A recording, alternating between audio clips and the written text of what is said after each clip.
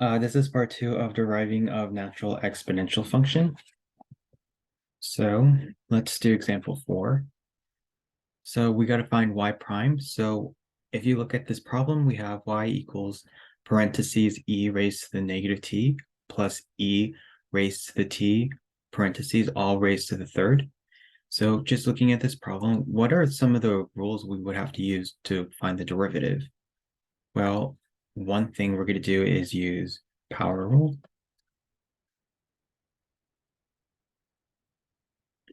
The next rule we should use is chain rule.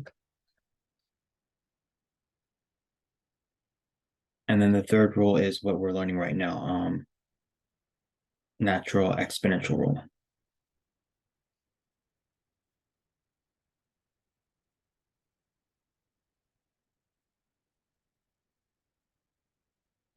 Okay, so we're going to apply those three rules just to find y prime. So let's first apply the power rule. So this has a coefficient of 1, so it's 1 times 3, so that's 3.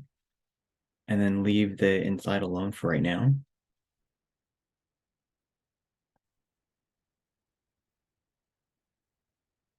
And then the new power is no longer going to be 3, it's going to be 3 minus 1, which is 2. Times, this is where we have to apply the chain rule and the natural exponential rule. We have to take the derivative of e to the negative t. I mean, the e to the negative t plus e to the t. So basically the inside parentheses. So what is the derivative of e to the negative t? Well, that would be e to the negative t times the derivative of negative t, which is really just negative 1.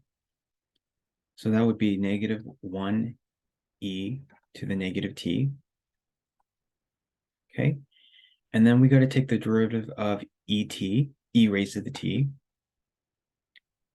So what is that going to be? That is just going to be e to the t times the derivative of t, which is 1. So really it's just et. Okay, so we're going to put that inside the parentheses. So it's going to be negative 1 e to the negative t plus e to the t. Okay, so your final answer can be expressed as y prime equals to, since 3 is a constant, it could be 3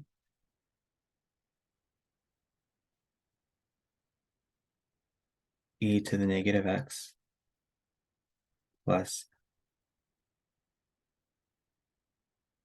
e to the t. Whoops, it's not negative x, it's negative t plus e to the t to the second power times negative e to the negative t plus e to the t. Okay, so that is your final answer.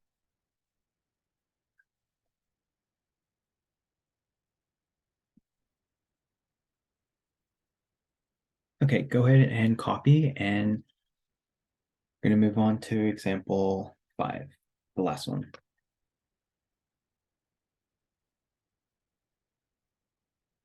Okay, let's move on to example 5.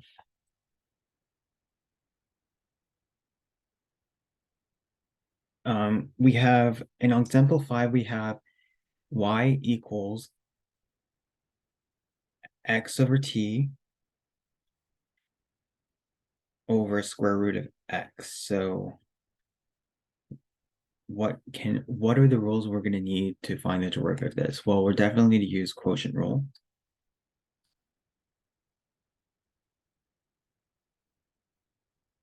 And we're also going to use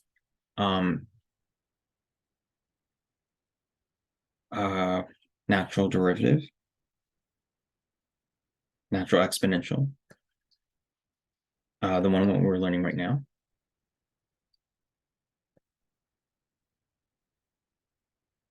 And what else should we use?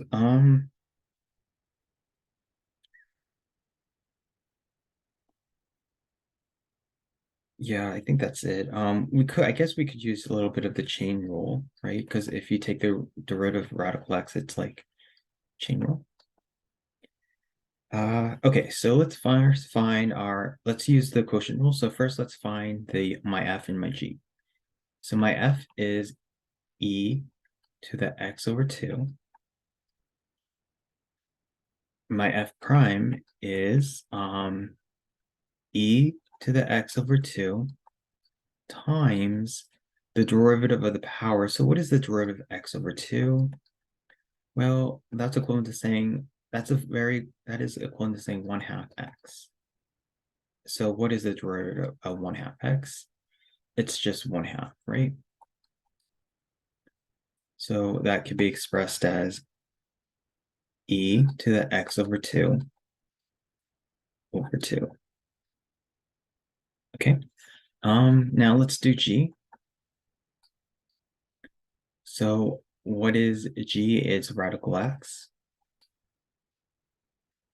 And what is the derivative of g prime? Well, it's actually going to be 1 over 2 radical x. And the reason why is you can rewrite radical x as x to the 1/2, right? And you literally just apply power rule, right? So this would be 1/2 x, and then the new power is going to be the old minus 1, right? So 1/2 minus 1 or 2 over 2, which is negative 1/2. When you simplify it, it is just going to be 1 over 2 radical x. Okay, now let's just, so we have all our stuff now. The quotient rule is, let me write that again, f prime of g minus g prime of f all over g squared. So y prime is going to be f prime, which is e to the x over 2 over 2 times regular g, which is radical x, minus bracket g prime, which is 1 over 2 radical x, times it by f, which is e to the x over 2. All over g squared. So g squared is radical x to the second power. Okay, let's clean up the numerator. Let me erase part of this. Here, I gotta go ahead and pause. I'm gonna erase some of this part here. Just this part. Okay. So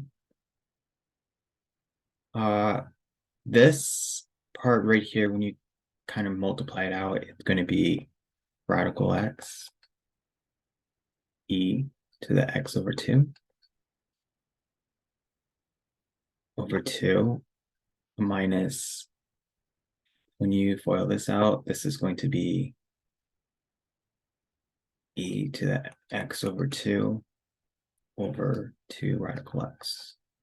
Now this is still your numerator. Since we're subtracting, we need a GCF. So what would be my greatest common factor? You look at the bottom, we have 2 and a radical x. So my GCF is 2 radical x. So this already has a 2 radical x. This is missing a radical x. So multiply top and bottom by radical x. So on the top, radical x times radical x is just x e to the x over 2 minus e to the x over 2 over 2 radical x. And we're going to divide it by so this whole thing right here is just your numerator. And then our denominator is radical x squared, which is x. Okay, so we have a complex fraction. Let's rewrite this fraction as x e to the x over 2 minus e x over 2 over 2 radical x divided by x over 1. Okay, so if you cross multiply, this is 1 times that. That's just x e x over 2 minus e to the x over 2. And then if you cross multiply, this is going to be 2x radical x. Okay. I'm going to, on the numerator, is there anything you could take out? Yes, you can take out an e to the x. So I'm going to, here, let me erase this part. So your final answer is going to be y prime equals 2. You could take out an e to the x over 2, so that's e x over 2, parentheses, x minus 1 over 2x radical x. Well, actually, if you want, you can, what is 2x times radical x? That's like 2x times x, and then radical x can be expressed as 1/2. And when you're multiplying, you add the powers. So this has a power 1. So x times x to the 1/2 is the same thing as 3/2.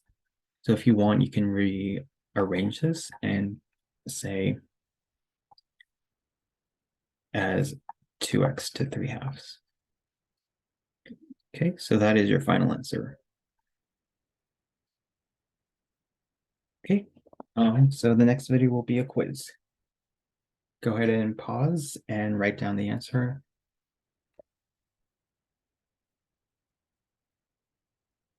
Okay, yeah, next video will be a quiz. Thank you. Bye-bye.